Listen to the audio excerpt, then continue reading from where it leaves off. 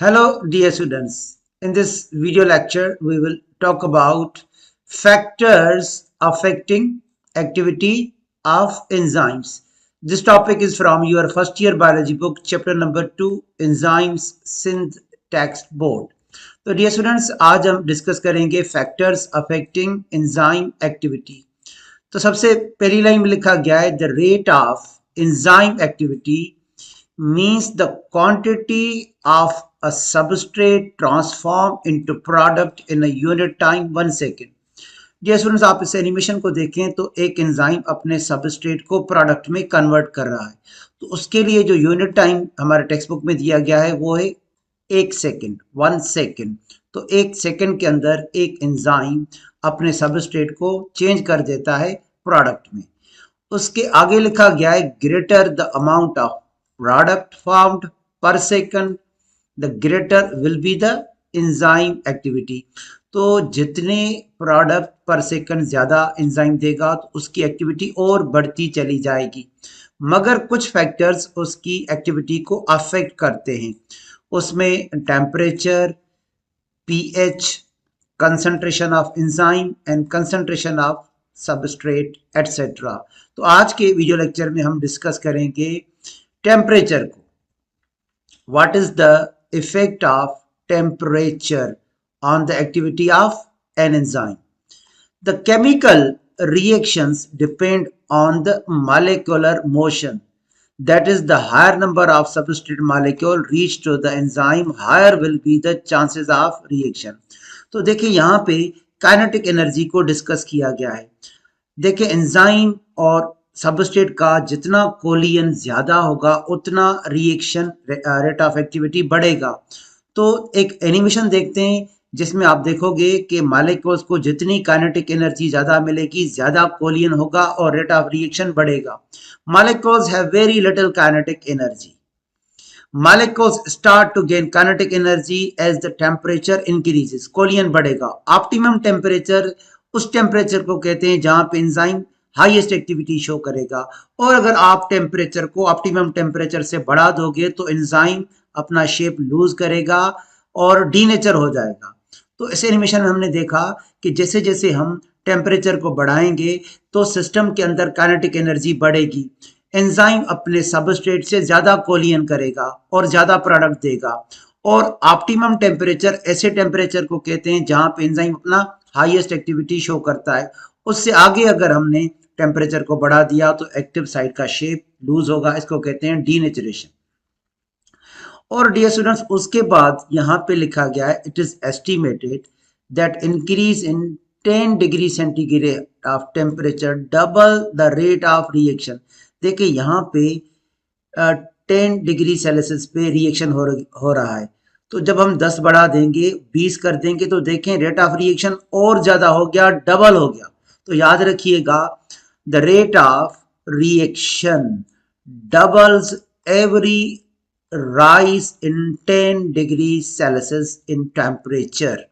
तो 10 degree centigrade बढ़ाएंगे तो रेट ऑफ रिएक्शन डबल हो जाएगा। Enzymes are also sensitive to temperature due to proteinaceous composition। तभी तो हमने कहा कि अगर हमने ऑप्टिमम टेम्परेचर से टेम्परेचर को बढ़ा दिया तो उसका एक्टिव साइट अपना शेप लूज करेगा। तो अब हम ऑप्टिमम टेम्परेचर की तरफ आते हैं। What is optimum temperature? The temperature where enzymes work maximally और the rate of activity is maximum is called optimum temperature. तो वो टेम्परेचर की रेंज जिस पे एंजाइम अपना बेस्ट वर्क करता है, सबसे हाईएस्ट एक्टिविटी शो करता है, उसको कहते हैं optimum temperature. Below optimum temperature and above optimum temperature the activity of an enzyme decreases. तो देखें अगर हम ह्यूमन एंजाइम्स की बात करें तो 37 डिग्री सेल्सियस ये है ऑप्टिमम टेम्परेचर ह्यूमन एंजाइम्स का। यहाँ पे लिखा गया optimum temperature for human enzymes is close to 37 degree Celsius. तो यहाँ पे हमारे एंजाइम सबसे ज्यादा बेस्ट वर्क करेंगे। तो शुरू से अगर हम देखें 10 डिग्री सेल्सियस फिर 20 डिग्री सेल्सियस, तो यहाँ पे लिखा गया है heat energy causes more collision between enzyme and substrate and the activity of enzyme increases. तो 37 पे बेस्ड मैक्सिमम एक्टिविटी, और अगर हमने इससे भी ज्यादा टेम्परेचर बढ़ा लिया तो एंजाइम का एक्टिव साइट डीनेचर हो जाएगा. Enzymes denature at high temperature, so the rate falls rapidly. तो देखें ये लाइन नीचे आ रहा है 37 के ऊपर, तो ये एक्टिविटी में डिक्रीज आ रहा है. तो डीनेचरेशन को आप कैसे डिफाइन करोगे? Denaturation occurs when an enzyme's active site changes shape, so it no longer has complementary shape to its specific substrate molecule. तो डीनेचुरेशन ऐसे प्रोसेस को कहा जाता है जिसमें एंजाइम का एक्टिव साइट अपना शेप लूज कर देता है, चेंज कर देता है और सबस्ट्रेट से फिट नहीं होता. तो ह्यूमन एंजाइम्स के लिए 37 degree Celsius. Human enzymes are highly active about 37 degrees Celsius and all are completely denatured at 100 degree centigrade. तो सारे ह्यूमन एंजाइम्स 100 डिग्री सेल्सियस पर डीनेचर हो जाएंगे, कंप्लीटली डीनेचर हो जाएंगे. Where at minimum temperature, that is 0 degree Celsius, activity is reduced to minimum but the enzymes are not destroyed. अगर हम temperature कम करके 0 डिग्री सेल्सियस कर देंगे तो काइनेटिक एनर्जी बहुत कम हो जाएगी, कोलियन नहीं होगा, तो एंजाइम की एक्टिविटी मिनिमम हो जाएगी, मगर लो टेम्परेचर पे 0 डिग्री सेल्सियस पे एंजाइम डिस्ट्रॉय नहीं होते. उसके आगे लिखा गया है most of the enzymes in organisms have optimum temperature between 25 degree Celsius to 42 degree Celsius. कुछ ऐसे बैक्टीरिया होते हैं जो हॉट स्प्रिंग्स में रहते हैं, एक हॉट वाटर बॉडीज होते हैं जहां पे टेम्परेचर 70 डिग्री सेल्सियस भी होता है. Some bacteria which survive in hot springs are called thermophilic bacteria, hyperthermophilic bacteria, because they have optimum temperature of 70 degrees Celsius or even higher. So this is the picture showing a hot spring. ये एक hot spring आपको नजर आ रहा है, एक ऐसी water body जहां से पानी उबल कर बाहर आ रहा है. तो देखें जमीन के अंदर, अर्थ के अंदर जियोथर्मल एनर्जी होती है जिसकी वजह से काफी वाटर बॉडीज हॉट हो जाते हैं, उनको हॉट स्प्रिंग्स कहा जाता है. So what do you mean by hot springs? Hot springs are defined as naturally occurring springs of water that is warmed by the heat within the earth. इसको geothermal heat कहते हैं और उस heat के बढ़ जाने की वजह से ये पानी उबलना शुरू कर देता है और इसमें जो टेम्परेचर होता है वो 70 डिग्री सेल्सियस से भी ज़्यादा होता है.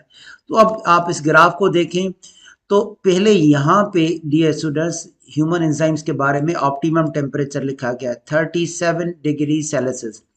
Optimal temperature for human enzymes is around 37 degree Celsius, मगर बैक्टीरिया के लिए ऑप्टिमम टेम्परेचर यहाँ पे दिया गया है. Optimal temperature for enzymes of thermophilic heat tolerant bacteria is around 77 degree Celsius. तो ह्यूमंस के लिए ऑप्टिमम टेम्परेचर अलग होता है एंजाइम्स के लिए, और वो बैक्टीरिया जो हॉट स्प्रिंग्स में रहते हैं उन्हें कहते हैं हाइपर थर्मोफिलिक बैक्टीरिया. उनके लिए ऑप्टिमम टेम्परेचर का रेंज थोड़ा ज्यादा होता है. That's all about the effect of temperature on the activity of enzymes. Thank you dear students.